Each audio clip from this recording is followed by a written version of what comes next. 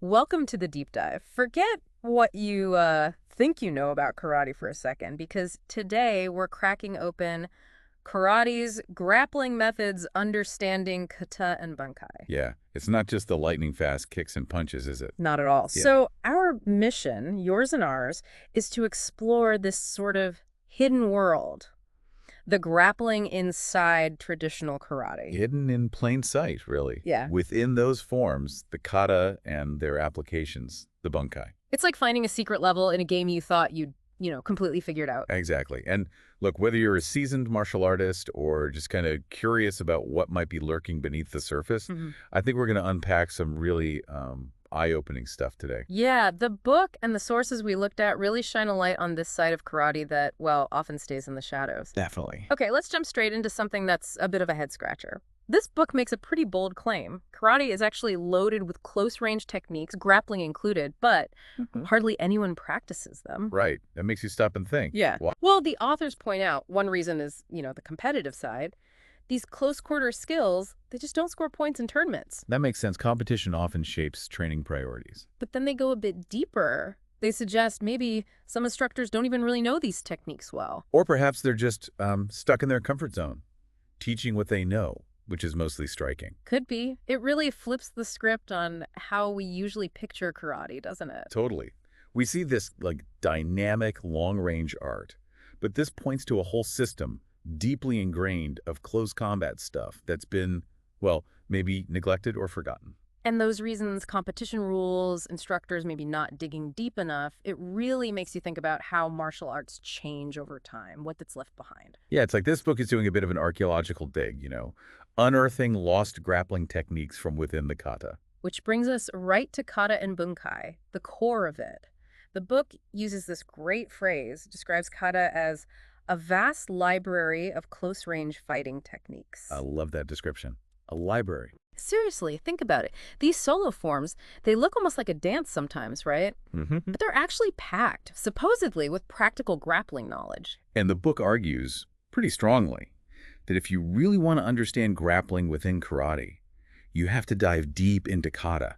It's not optional, it's essential. Right, but it's not just doing the kata forms over and over again, is it? No, absolutely not. And this connects to a bigger point, maybe a pitfall in some modern training. We focus on the outward movements, the choreography almost. And miss the why. Exactly. We miss the underlying principles. The book even quotes Kichin Funakoshi, the founder of Shotokan Karate. Yeah. He apparently emphasized that sparring, kumite, should be based on the principles found within kata. They're linked. So the sparring should reflect the kata, not be totally separate. That seems to be the idea. It's about understanding the why behind each move, not just the what. Because so many of these grappling applications in kata are, well, misunderstood. Or practiced in a way that's just not relevant to a real fight. Precisely. Totally disconnected. Okay, so it's not enough to just go through the motions, check off the list. Nope. The book really stresses understanding the principles. That's what lets you pull off effective grappling instinctively without freezing up. Right, without having to stop and think, okay, sequence number 3, variation B. Exactly. And they even talk about adapting the basic kata movements, taking those core forms and creating tons of variations for training. So you take the fundamentals and make them your own, adapt them on the fly. That's the goal, making it flexible, usable in different situations, not just one rigid scenario. Which raises a really important point about training, doesn't it? It's not just memorization. It's extraction, pulling out the core mechanics, balance, leverage, control. That gives you so much more adaptability when things go sideways. Which, let's be honest, they usually do in a real situation. Pretty much always, yeah. All right, let's get down to the nitty-gritty then, the actual concepts and techniques. One of the big ones they mention right away is kuzushi, breaking balance. Ah, yes, kuzushi. Fundamental in judo, aikido, and clearly traditional karate, too. It sounds like the absolute bedrock. The book explains it as, messing with your opponent's stability, attacking their center of gravity, using your own weight smartly. Like trying to push over a statue, you said earlier. Find that tipping point. Exactly. Get them off center. And what's key about kuzushi, they emphasize, is it's not about brute strength. It's leverage. It's physics, really. Making them vulnerable by pushing or pulling them just past their base of support so their feet can't keep up. And once they're off balance, they're kind of open season Mm. for throws, sweeps, whatever comes next. You're controlling their stability. Right. And it's not just about footwork or body position, is it? The book talks about the hands. Oh yeah, crucial role for the hands. Mm. And not just for the classic karate strikes we all know. But for controlling the opponent before the grapple. Exactly. Getting a grip, literally. You need to get hold of someone to initiate a throw or a lock, effectively. Makes sense, like trying to steer a car without touching the wheel. Good analogy.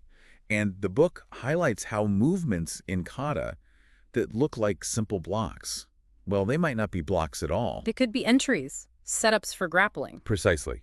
Like a momentary check or redirection that immediately flows into controlling a limb, setting up a throw. So every part of the movement matters. The hands might be blocking and preparing for the next grappling move simultaneously. Yes. That really forces you to look at kata differently. Not just as block punch, block pick. They also bring up a great point about predictability. You don't want your opponent reading you like a book. Definitely not. Mm. If they know exactly what's coming because they've seen that kata sequence practiced rigidly, well, you've lost. So the book stresses multiple applications for each movement. Comes back to principles again. It always comes back to principles, doesn't it? Understand the core ideas, breaking balance, control, leverage, and you can adapt. You can create variations. Keep your opponent guessing. It's like knowing the alphabet versus just memorizing a few sentences. Infinitely more powerful. Okay, let's dive into some specifics then, because this is where it gets really tangible. They give actual examples, refer to diagrams in the book. Let's start with wrist control. This seems to pop up quite a bit. Yeah, wrist control, it's a cornerstone in so many grappling arts, right? Aikido, jiu-jitsu. And seeing it emphasized in karate kata really underscores its importance for close quarters fighting. So the book explains how trapping and manipulating the wrist lets you use their own force against them. Exactly. Use their momentum, throw them off balance, create an opening for something else. It's that small lever moving a big object idea. And they show examples from different karate styles too, apparently, figures 16 and 17. Yeah, so it's not just like one specific school's interpretation. It seems to be a common thread. Okay, moving on to throws. The book talks about various throws in kata. Hip throws are mentioned. Classic hip throw, yeah. Yeah. But again, they know variations in how it's done depending on the style. Figures 18 to 20 show some differences. Which makes sense. Karate isn't monolithic. Not at all. The core idea of a hip throw, getting close, using your hips as a fulcrum that stays the same. But the footwork, the entry, the finish, that can differ. And they mention more advanced throws too, like a floating drop. Yeah, figure 21 sounds like it relies more on sinking your own center of gravity quickly to take them down. Shows a pretty sophisticated understanding of body mechanics. Now this one might raise an eyebrow or two. Headbutts. Figures 26 and 27. Hmm. The book discusses them as potential strikes integrated with grappling and some kata. It's a bit brutal, but maybe practical. Well, it's a stark reminder that traditional martial arts weren't sports. They were for self-defense. And in a desperate close-in struggle. When your arms are tied up, maybe. Exactly. A headbutt could be surprisingly effective. Its inclusion hints at that harsh reality of close combat. And it doesn't stop there. Elbow strikes too. Oh yeah, elbows at close range. Powerful weapons. Often woven into grappling sequences, according to the book. Again, blending striking and grappling, not one or the other. Makes perfect sense. If you've controlled someone with a grapple, an elbow can be a very efficient fight ender. And again, examples from different styles. Figures 30 and 31. Yeah, showing it's a widespread concept within traditional karate, not just an outlier. Okay, let's shift to taking people down. Sweeps and takedowns. The book explains leg sweeps, referencing figures 32 and 33. We see those everywhere. Judo, Muay Thai. And in karate kata too, apparently. Classic way to destabilize someone by attacking the base. They even mention the scissors throw, kani basami. Yep, kani basami. And variations that target the ankle specifically, like in figure 37, shows a detailed approach to leg-based takedowns. What about takedowns from, say, a headlock? Also covered, figures 38 to 40 show examples from different kata. A headlock gives you huge control over the upper body and head. Making it easier to manipulate their balance and bring them down. Exactly. Yeah. Different kata likely show different ways to secure the headlock and execute the takedown based on the form's specific movements. Now, the ground game. This is where people might really think karate, ground fighting. Yeah. But the book introduces locks and holds. Arm locks for controlling someone on the ground. Figures 41 to 43. Right. While karate's main focus is usually stand-up, the inclusion of arm locks suggests they weren't clueless if a fight did go to the ground. So knowing how to finish it or control someone there? Seems like it. The book explains securing the arm lock, controlling the elbow, applying pressure. Standard arm lock mechanics, really. And variations again, Yep. figures 44 to 46. Yeah, different angles, different ways to apply leverage, targeting the elbow joint effectively. Then it gets even more serious, neck locks and chokes. Figures 47 through 50 show entries from Kata. The book points out how effective these are. But also how dangerous. Extremely dangerous, which is crucial to emphasize. These are high-stakes techniques reflecting serious self-defense scenarios. Responsible training is paramount. They mentioned the figure 4 headlock too, figures 51 to 53. Sounds very controlling. It is. A very tight, restrictive hold. Limits movement can lead to unconsciousness. Its presence further illustrates that embedded grappling knowledge focused on subduing an opponent. And more variations on head and neck controls, including strangles, figures 54 to 56. Yeah, different grips, ways to apply pressure, maybe targeting carotid arteries or the airway. Highly effective, very dangerous. Reinforces that traditional karate had a wide toolbox. Okay, one more on locks. This surprised me. Finger locks. Figures 57 through 60. Yeah, small joint manipulation. Seems minor, but I guess it could be effective. Incredibly painful and controlling, potentially. Yeah. Doesn't take much pressure on a finger joint, useful for breaking grips, causing distraction, or controlling a hand. It's that level of detail. So despite all this ground stuff, the book does acknowledge karate isn't primarily ground fighting. Right. The emphasis is still on staying upright if possible. Avoiding being taken down is strategy number one. But if it happens... If it happens, kata apparently contains techniques to escape holds, or maybe control an opponent who's taking you down, or maybe pin someone briefly before getting back up. It's about having options. Okay, so we have this huge library of techniques hidden in kata. But theory is one thing. Practice is another. Absolutely. How do you actually make them work? The book hammers this point. Practical application. Sparring. Crucial. Kata gives you the blueprint, the theory, the movement patterns, but sparring is where you pressure test it. Against someone actually trying to stop you. Exactly. Someone resisting, moving unpredictably. That's how you internalize the techniques, develop timing, distance, adapt the principles under fire. It's like your swimming analogy earlier, reading about swimming versus actually getting in the pool. Couldn't have said it better. You need that live feedback. The book even mentions specific sparring drills, focused on control. Yeah, drills focused on controlling an opponent just to keep them within a certain area, not necessarily about getting a submission or a knockout right away. That sounds useful. Practicing maintaining control, dictating the range, preventing escapes, fundamental grappling skills. Totally. And of course, practicing safely is emphasized. Avoiding injury during this kind of partner training is key. So it all comes back to this connection, this synergy.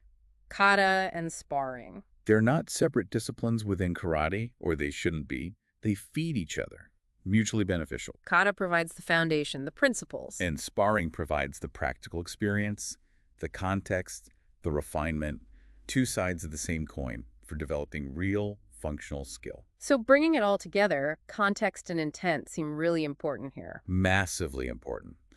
The book reminds us these kata applications need to be understood in a self-defense context. They weren't designed for sport or just for abstract movement. No, they were likely designed for real, messy, dangerous situations. Understanding the original intent behind a movement is key. What problem was it trying to solve? And you need to adapt them, right? Real life isn't a kata. Exactly. You have to take the core principles and apply them intelligently, flexibly, to whatever unpredictable situation arises. So the big takeaway for me, the main point, is just how much more there is to karate than meets the eye. It's not just striking. Not by a long shot. These traditional forms, the kata, they're like this hidden treasure trove of grappling knowledge, principles and techniques for close quarters combat. Looking beyond the surface really gives you a much deeper understanding, a richer appreciation for it all. Absolutely. It really makes you think, doesn't it? How this understanding could change how you view martial arts, whether you practice karate or something else, or you're just interested. Definitely. Which leads to maybe a final thought for people to mull over. Go on. How might really understanding and maybe even reintegrating this grappling heritage change modern karate?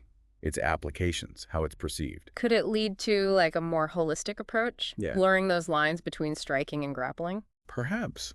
creating a more complete, adaptable martial artist. It's something to consider. Maybe, encourage people to look at the kata they know or watch kata with this new perspective. What else is going on there? Food for thought.